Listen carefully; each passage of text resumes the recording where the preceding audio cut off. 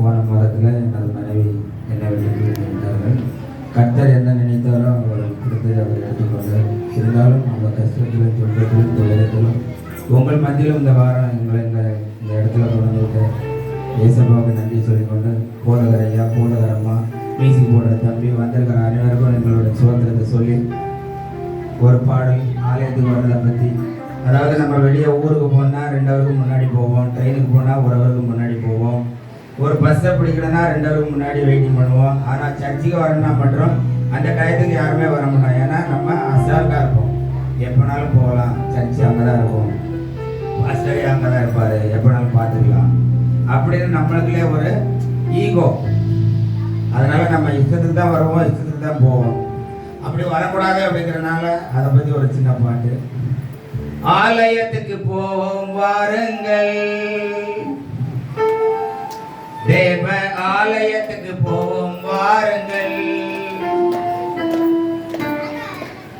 ஆலயத்துக்கு போவோம் வாருங்கள், தேவ ஆலயத்துக்கு போவோம் வாருங்கள்.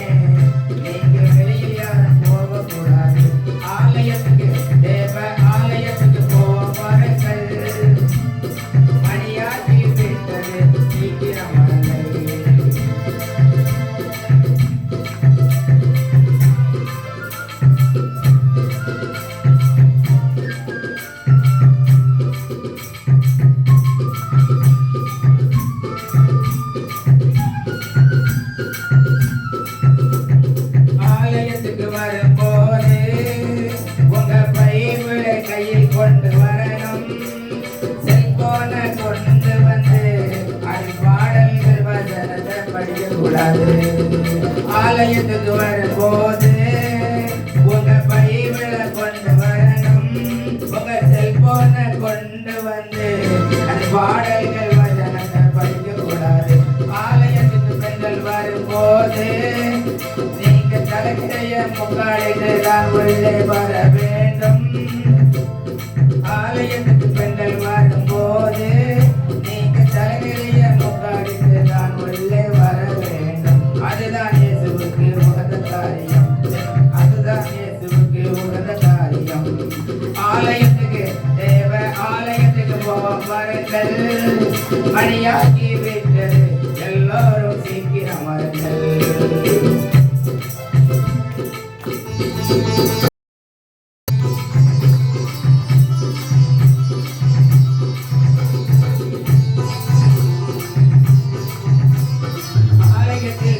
கொடுக்கும் போது நீங்க காது கொடுத்து கவனித்து கேட்டு கொள்ளணும். ஆலயத்தில் செய்தி கொடுக்கும் போது நீங்க காது கொடுத்து கவனித்து கேட்டு கொள்ளணும். ஆலயத்தில் வந்ததுமே ஒருவருக்கொருவர் சத்தம் போட்டு பேசக்கூடாது. உங்க சொந்த கதை சோத கதையும் உள்ள பேசி பேசி சிரிக்க கூடாது. உங்க சொந்த கதை சோத கதைய உள்ள பேசி பேசி சிரிக்க கூடாது. ஆலயத்துக்கு தேவை ஆலயத்துக்கு போவோம் பாருங்கள். மணியாகி விட்டது எல்லாரும் சீக்கிரம் வாருங்கள். உங்களோடு பேச எசப்பா வந்திருக்கிறார். இயேசுவிடம் பேசிடுவோம்.